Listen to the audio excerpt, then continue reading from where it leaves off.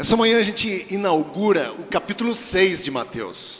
Estamos na 14ª semana, estudando esse Sermão do Monte. E hoje eu quero falar sobre ministério silencioso. Talvez pareça meio estranho esse termo de ministério silencioso. Mas se você é filho de Deus, se você um dia entregou sua vida a Cristo, ou recebeu a Jesus como seu Salvador, Deus lhe deu um ministério. Deus deu um ministério a cada um de vocês. E no texto que eu quero passar essa manhã com vocês, estudando juntos, ele fala de pelo menos 3 ministérios que nós temos como cristãos, independente de dom. Às vezes você está falando, possa pensar que nós recebemos um ministério, apenas aquele que eu possa desenvolver diante de alguma pessoa, ou diante de um grupo de pessoas. Como, por exemplo, o ministério que eu desenvolvo aqui como pastor da igreja. Estou na frente ensinando a Bíblia. Sim, de fato, é um ministério. Mas existem outros ministérios que são desempenhados silenciosamente, e que são tão importantes quanto esse, que você desempenha na frente de pessoas. E esse ministério silencioso a gente percebe, ou a gente vai ler em Mateus capítulo 6, versículo 1 a 6, e também nos versículos 16 e 18. Se vocês têm sua Bíblia aí, você pode abrir comigo e vamos ler esses textos da nossa Bíblia. A partir do versículo 1, então, no capítulo 6, ele diz: Tenham cuidado de não praticar as suas obras de justiça. Vejam que as obras de justiça estão entre aspas, diante dos outros, para serem vistos por eles. Se fizerem isso, vocês não terão nenhuma recompensa do Pai Celestial. Portanto, quando você der esmola, não anuncie isso com trombetas, como fazem os hipócritas nas sinagogas e nas ruas, a fim de serem honrados pelos outros. Eu lhes garanto que eles já receberam a sua plena recompensa. Mas quando você der esmola, que a sua mão esquerda não saiba o que está fazendo a direita, de forma que você preste a ajuda em segredo, e seu Pai que o vê, o que é feito em segredo, o recompensará. E quando vocês orarem, não seja como os hipócritas. Eles gostam de ficar orando em pé nas sinagogas e nas esquinas, a fim de serem vistos pelos outros. Eu lhes asseguro que eles já receberam a sua plena recompensa. Agora pode pular para o versículo 16 e 18, ele fala acerca do jejum. Quando jejuares, não mostrem uma aparência triste, como os hipócritas, pois eles mudam a aparência no rosto, a fim de que os outros vejam que eles estão jejuando. Eu lhes digo verdadeiramente, que eles já receberam a sua plena recompensa. Ao jejuar, arrume o cabelo, lave o rosto, para que não pareça aos outros que você está jejuando, mas apenas a seu Pai que vê em secreto. E seu Pai que vê em secreto o recompensará. Percebam aqui várias coisas que ele repete nesse texto. Nesses poucos versículos que a gente leu, ele repete: hipócritas, ser visto pelos outros, fazer para ser visto pelos outros. Perceberam isso? Várias vezes. Em nosso texto nessa manhã, vemos Jesus nos dizendo que o melhor tipo de ministério que podemos ter é um ministério silencioso. É aquele ministério que ninguém vê sendo desenvolvido ou sendo desempenhado. Esse é o melhor ministério que podemos ter. Mas o que é a chave, ou a palavra-chave para esse ministério silencioso? A motivação, a principal palavra para isso é motivação. Nós temos várias motivações em nosso coração, várias motivações. Nós fazemos coisas, nós vestimos roupas, nós estudamos com um tipo de motivação. E algumas motivações são boas. Agora, quando nós desempenhamos alguns ministérios dentro da igreja, algumas motivações, elas podem parecer boas, mas têm uma intenção errada. E é disso que Jesus trata aqui. Mateus capítulo 6, 1, ele diz: tenham cuidado de praticar as suas obras de justiça. As obras de justiça aqui se refere a qualquer coisa que é bom, por natureza, e útil. Mas o que Jesus está dizendo, quando você faz as coisas boas, não as faça para serem vistas pelos outros. Se eu fizer algo que leve alguém a pensar, ou que faça, ou com a intenção de levar alguém a pensar que eu sou uma pessoa boa ou legal, eu não tenho nenhuma recompensa com Deus. Se eu fizer algo para que as pessoas notem a minha religiosidade, dizem, uau, essa religião desse cara é bom, eu não tenho recompensa com Deus. Se eu fizer algo de bom, de modo que em troca alguém vai ter que fazer algo de bom para mim, eu não tenho recompensa com Deus. O que Jesus diz em não ter recompensa com Deus é: se eu fizer algo bom com a intenção de receber reconhecimento das pessoas, eu não consigo recompensa de Deus, porque eu já recebi a recompensa das outras pessoas. Deus não me recompensará. Lembra que domingo passado nós estudamos juntos o amar o inimigo. Se eu amo as pessoas que me amam, que as pessoas que gostam de mim, não vai fazer muita diferença, não vai chocar o mundo. Ele diz, é normal você gostar de quem gosta de você. Agora, o que choca as pessoas é você gostar e amar alguém que não gosta e não ama você. Isso choca as pessoas. E isso você tem como recompensa de Deus. Você recebe fortalecimento de Deus para continuar amando as pessoas. Mas não choca ninguém, não faz diferença nenhuma. E ele diz no texto, no capítulo 5, que os ímpios fazem assim. Os pagãos fazem isso. E eu coloquei domingo passado uma pergunta de cortar o coração. Qual é a diferença entre nós e os não cristãos? E se nós formos honestos, a gente vai perceber que quase não existe diferença nenhuma. Somos iguais. Nós odiamos quem nos odeiam e amamos a quem nós amamos. Que amam. Não existe muita diferença. Mas Jesus disse, não é assim que vocês devem fazer. Orem pelos que odeiam vocês. Amem os que te odeiam. E ele diz um exemplo de Deus. Ele faz surgir sol e cair chuva sobre justos e injustos. Amem, orem e desejem o bem para justos e injustos. E aqui ele está dizendo, se você quer receber aplauso dos outros, a sua motivação está errada. E quando as pessoas descobrem sobre o que você fez, não vai ser porque você quis chamar a atenção, mas porque você fez algo e Cristo apareceu através dele. Essa deveria ser a nossa motivação. Essa deveria ser. Portanto, a palavra-chave para nós desenvolvermos um ministério precisa ser a nossa motivação. Se a sua motivação é trazer glória para o Senhor, você vai fazer as coisas silenciosamente.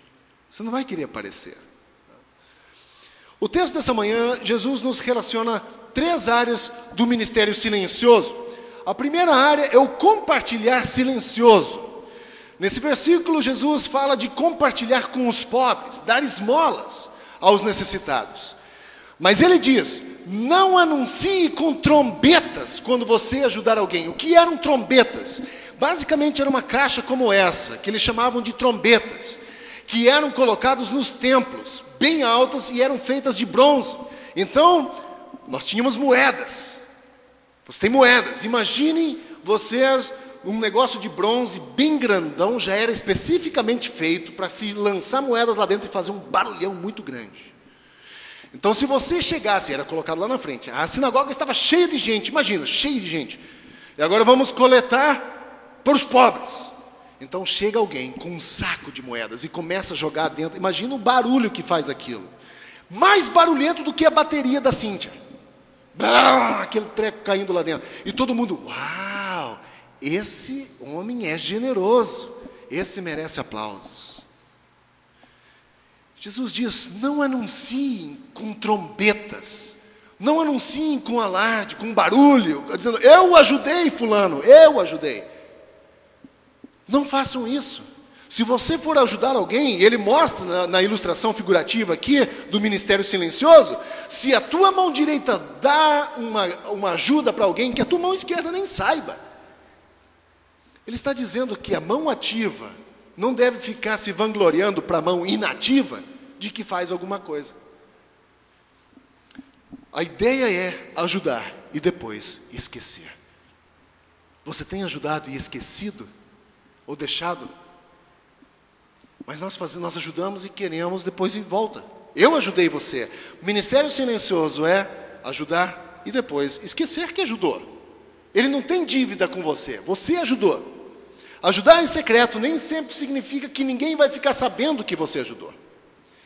Isso significa que você faz de maneira mais silenciosa possível, mas às vezes aparece. E infelizmente a gente vê igrejas e outras pessoas querendo aparecer com isso, querendo que o nome delas apareçam, quando eles ajudam alguém. Nós tivemos recentemente aquela tragédia na região serrana, e muitas igrejas ajudaram, mas queriam que o nome aparecesse. A igreja de fulano de tal ajudou. Aí eu fico pensando, qual é a motivação? Ajudar a pessoa ou fazer o teu nome aparecer? Eu não sei a real motivação, mas ajude, não fique fazendo como trombetas, anunciando que você ajudou.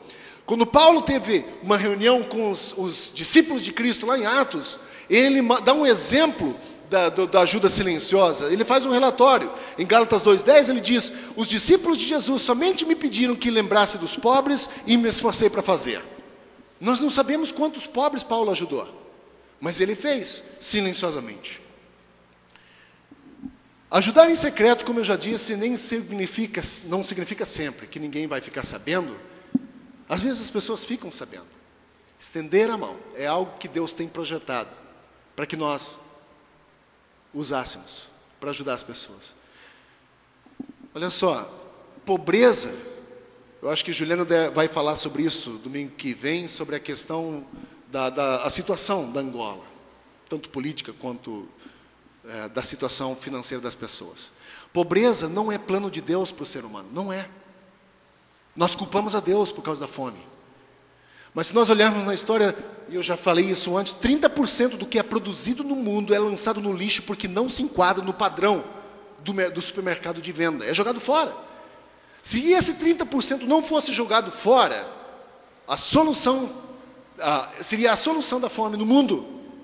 30% do que nós produzimos mundialmente é jogado no lixo, fora, pelos países mais ricos.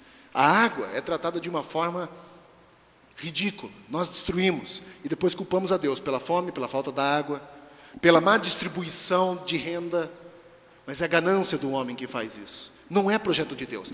Já que isso não é projeto de Deus, mas o homem continua fazendo, Deus colocou para o cristão um padrão a ser seguido, ajudar.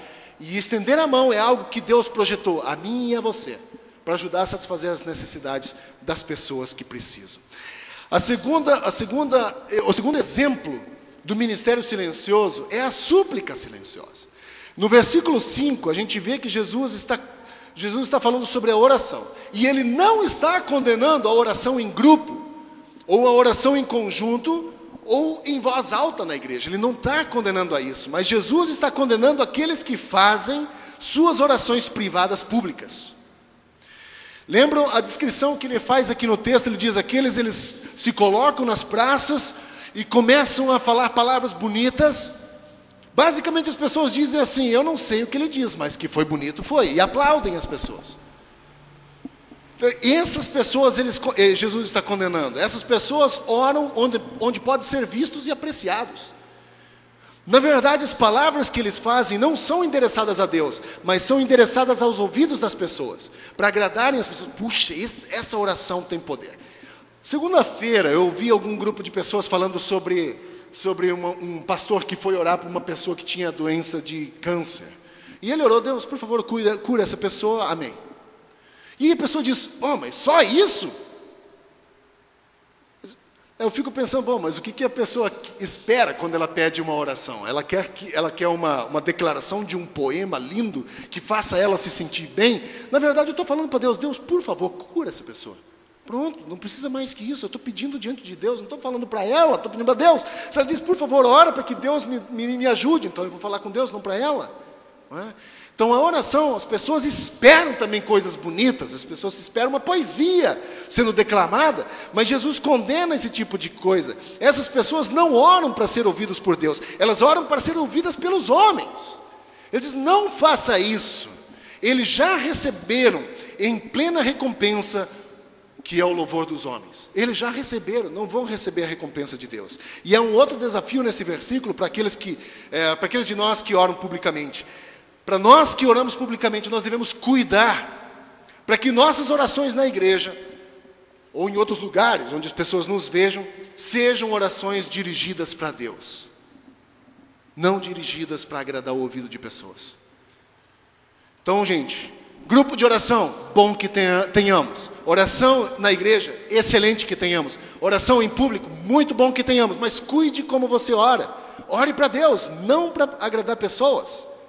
Não para agradar pessoas. A oração, ela é planejada como parte integrante da vida do cristão. Tessalonicenses ensina isso. Eu e você precisamos orar. Jesus não diz quando você quiser orar. Jesus diz quando orares. Então é um planejamento, é algo que devemos fazer. Eu e você precisamos fazer. Agora, por que é importante ficar a sós com Deus? O que vocês acham? Jesus disse, quando vocês orarem, vai para o teu quarto em secreto e ore para o teu pai em secreto. Por que é tão importante? Por que vocês acham que é tão importante a gente passar um momento a só com Deus? O que vocês acham? Honestidade? Intimidade? Olha só, o Valério falou um negócio que é honestidade. Diante de Deus, eu não posso esconder quem eu sou. Eu posso orar bonitinho aqui e ser podrinho lá. Não posso? Eu posso fazer uma oração para agradar o ouvido de vocês e vocês vão dizer, uau, que espiritualidade. Mas lá fora eu sou, ou seja, saindo disso eu sou nada. Eu sou um túmulo caiado, como Jesus diz, podre por dentro.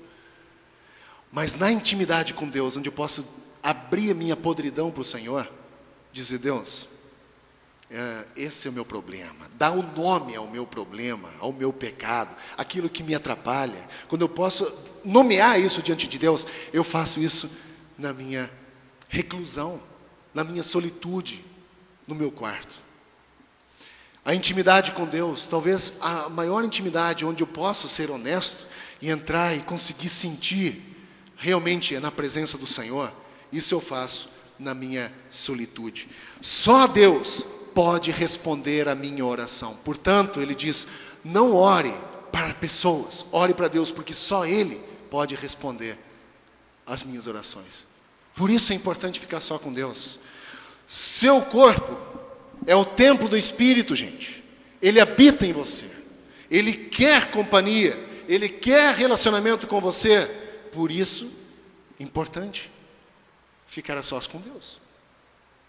Deus entende e conhece você melhor do que ninguém. Por isso você pode derramar o seu coração diante dele. E ele vai entender. Por isso é importante ficar a sós com Deus. E tem uma coisa muito importante, que eu acho que é a mais importante.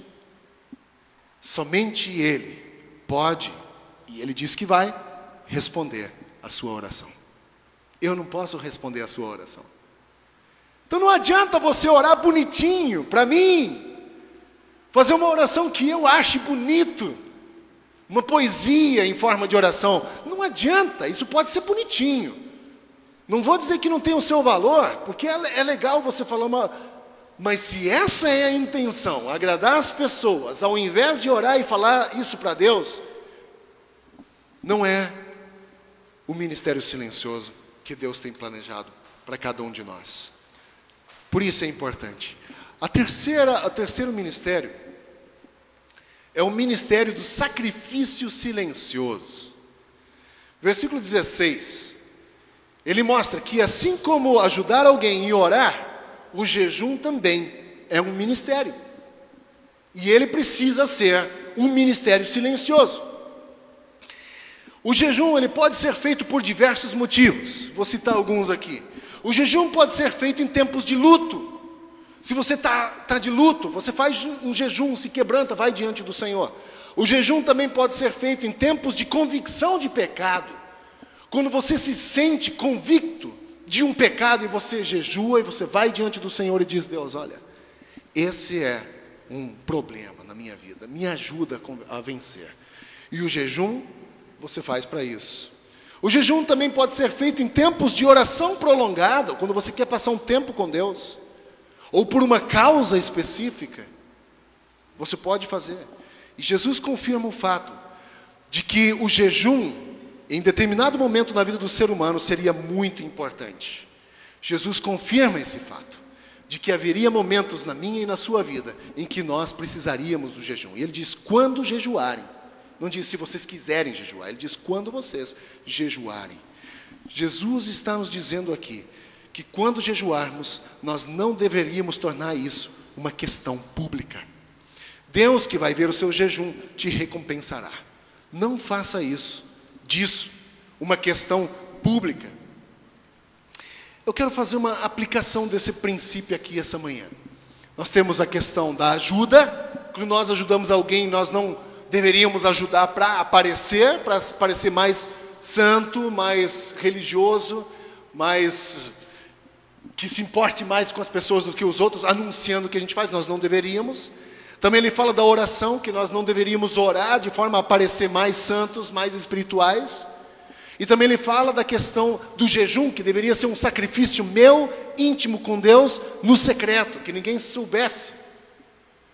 E ele fala a história dos homens aqui, que ainda ficam com a cara assim, de quem estão morrendo de fome.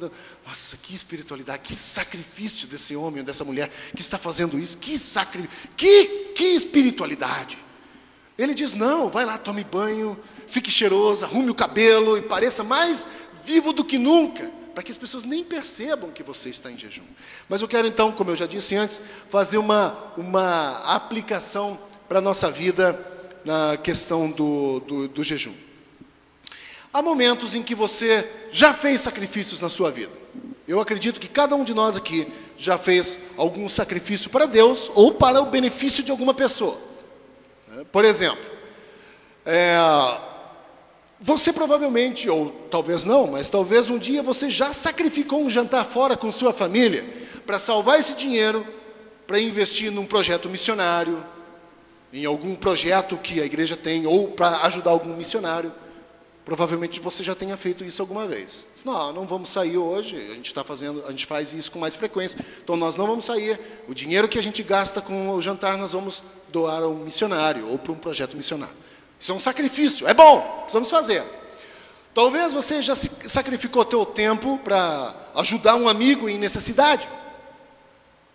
Talvez você estava ocupado e disse, não, mas isso eu faço depois, vou lá e ajudo alguém em necessidade. Talvez você já sacrificou a sua própria carreira por causa da sua esposa ou marido, ou por causa de um filho. De repente você segurou a onda na tua carreira e se sacrificou por isso. Isso é bom, é um sacrifício que você já fez. Talvez você já se sacrificou para cuidar dos seus pais, ou de alguém da sua família que está em necessidade. Talvez você já fez esse sacrifício de cuidar deles. Isso é bom. Talvez você já tenha até se sacrificado para o bem da sua igreja, deixando de ir a algum lugar para apoiar um ministério ou desenvolver algum ministério dentro da igreja. Talvez você já tenha feito isso. Isso é muito bom. Mas a pergunta é: qual foi a motivação? Por que você fez isso? Qual foi a motivação? Eu já vi e já ouvi, isso não é comum, é mais comum do que, incomum aliás, não é mais comum do que a gente possa imaginar, de pessoas que decidiram cuidar dos pais por causa da herança. Mas não era por causa do amor aos pais, mas porque o que eles podiam ganhar em cuidar dos pais. Que motivação é essa? Ou outras querendo ajudar alguém para poder ter de volta, ou ganhar de volta alguma coisa. Ou abençoar a vida de um missionário, ou investir na vida de um missionário e dizendo, Deus, eu fiz, agora me dá 10 vezes mais. Que motivação? A questão central é essa pergunta: o que lhe motiva a orar? Ajudar as pessoas ou jejuar? Qual é a tua motivação? Por que você faz o que você faz? Pensem um pouco na implicação disso, desse texto que Jesus nos mostrou aqui no capítulo 6 de Mateus. Se você ora em público, por que você ora? Quando você ora, por que você faz? Você ora para Deus ou ora para agradar o ouvido das pessoas? Você ajuda pessoas por quê? Para constranger ela a ajudar você depois? Ou para parecer mais espiritual? Qual é a motivação? Você é altruísta a ponto de ajudar e esquecer que ajudou? O que leva você a jejuar? Quando você jejua, os irmãos todos ficam sabendo. Eu não sou contra a gente taxiar um para o outro e dizer, gente, vamos fazer um jejum juntos. Não sou contra isso, e nem é disso que Jesus está falando. A questão é pessoal. Quando eu tomo uma decisão de fazer um jejum, vai para o teu quarto, jejue lá em secreto. Eu acredito, e estou convencido, de que devemos realizar esses sacrifícios o mais silenciosamente possível. Quanto mais silencioso, melhor. Não chame a atenção para você mesmo. Não chame a atenção sobre si mesmo. Sabe?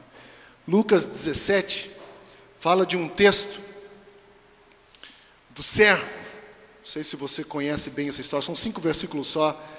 Eu quero ler para encerrar essa manhã. Lucas 17, versículos 7 a 10.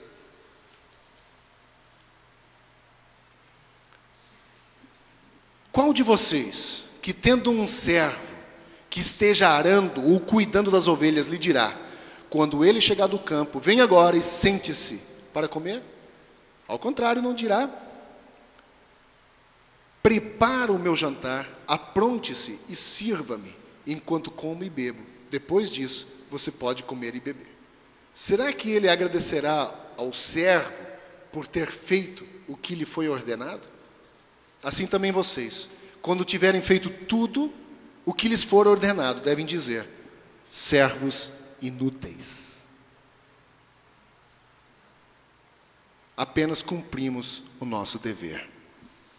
Talvez seja duro o que eu vou dizer aqui, mas sabe o que a gente deveria carregar no nosso peito? Uma placa dizendo, eu sou um servo inútil.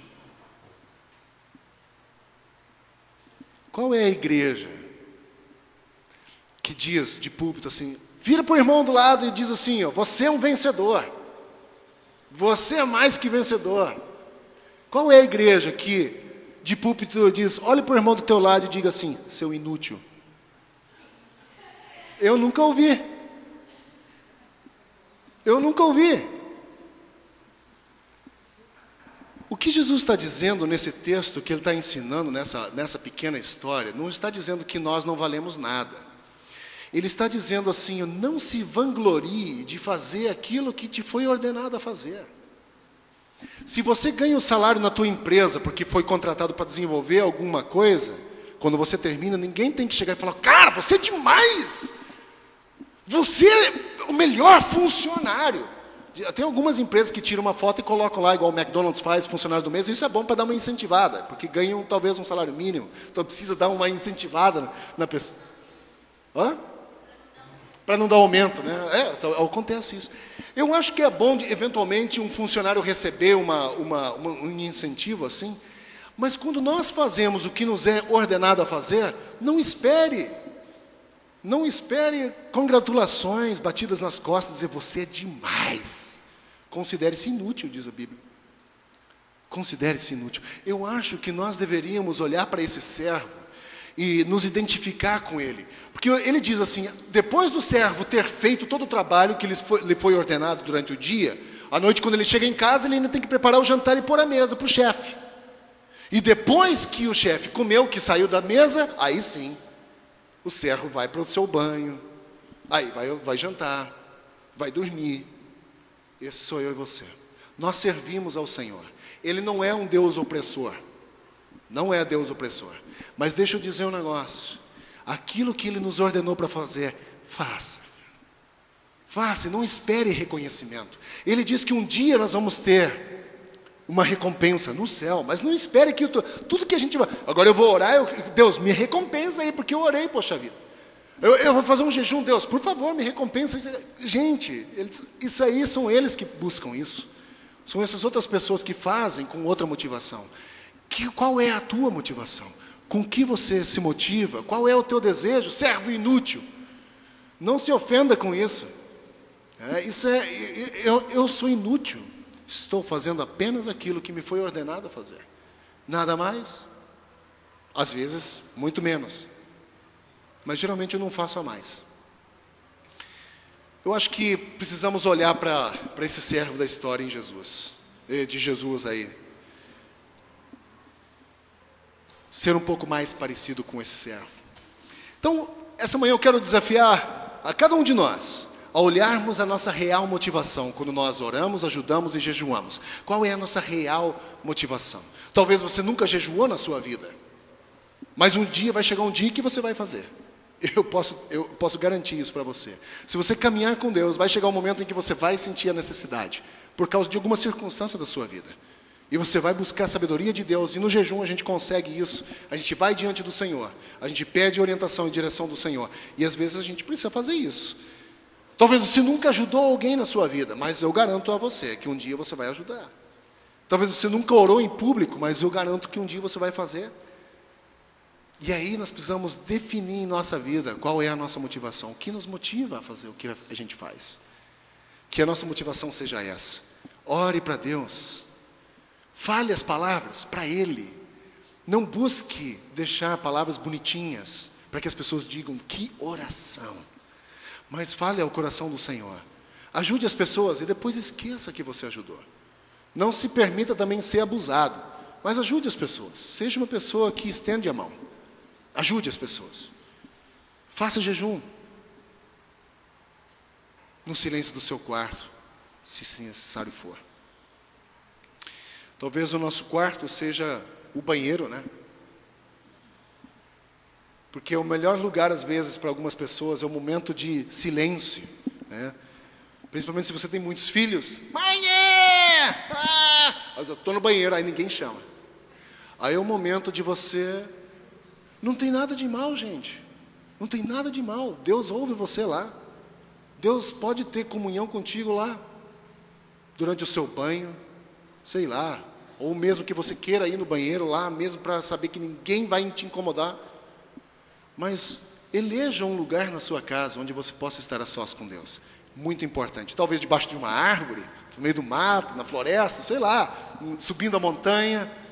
Não importa. O que importa é a motivação do seu coração. O que te motiva a fazer isso? Que Deus nos abençoe, que Deus nos ajude a termos a motivação correta. Esse texto de Mateus, o 5 e o 6, todo o Sermão do Monte, é extremamente prático. Extremamente prático. Então, faça isso. Analise a sua motivação. Gaste um tempo pensando sobre isso. É muito importante. Muito importante. Vamos orar encerrando essa manhã. Orando para que Deus também nos ajude nesse ministério silencioso. Talvez alguns de vocês tenham ministérios específicos, como de adoração, de misericórdia, de oração. Mas existem esses ministérios que são para cada um de nós desenvolvermos, independente dos dons extras que a gente recebe. Então, faça eles, mas faça eles de forma silenciosa, aliás. Não queira aparecer demais, porque quando o homem aparece demais, como diz uma amiga da Raquel, quando o homem aparece demais, Deus aparece de menos. Vamos deixar Deus aparecer, né? Querido Deus, obrigado por essa manhã. Obrigado por Tua palavra. Obrigado, Senhor, que nós podemos ser confrontados com Tua palavra, que nos ensina de uma forma tão prática, tão simples, de que a coisa que mais importa em nossa vida, para desenvolver a nossa espiritualidade, é a nossa motivação. Deus nos ajude a ter a motivação correta, aquela motivação que é voltada para o Senhor, quando nós fazemos as coisas. Que a gente busque, assim como o apóstolo João, como o João Batista dizia, aliás, que eu diminua e que ele cresça. Deus, que as pessoas possam ver Cristo em nós. Que as pessoas não vejam um pseudo super ser humano, mas que eles vejam Cristo na nossa humildade, na nossa dedicação e na nossa dependência do Senhor. Nessa manhã eu peço, Senhor, que o Senhor nos ajude nessa caminhada que às vezes nós lutamos com o nosso orgulho de querer aparecer, de querer ser reconhecido pelo que a gente faz. Eu creio que o Senhor, de vez em quando, até permite que as pessoas nos congratulem e reconheçam, e nos deem honra. Isso é importante, o Senhor sabe o quanto isso é importante, porque isso também nos agrada o coração e nos motiva a continuar. Mas quando essa motivação é o fim em si mesmo, está errado. Deus nos ajuda a focar no Senhor, que nós possamos ter a motivação de permitir que o Senhor nos use para a glória do Teu nome, que o Senhor apareça através das nossas obras e que nós possamos ser bons cristãos, representantes do Senhor aqui sobre a terra. Eu peço sobre isso, peço que o Senhor nos ajude nessa caminhada, com humildade e com reconhecimento de que sem o Senhor somos nada, possamos seguir em frente. Esse é o meu desejo, essa é a minha oração, e eu peço que o Senhor nos abençoe assim nessa manhã. Oro também para que a graça do Senhor Jesus, porque o amor de Deus, o Pai, a comunhão e consolação do Espírito Santo sejam conosco hoje e sempre. Oro isso em nome de Jesus. Amém. Deus abençoe você. Tenha um ótimo domingo, uma semana produtiva. E não vá embora sem antes bater papo, isso é muito importante. Deus abençoe.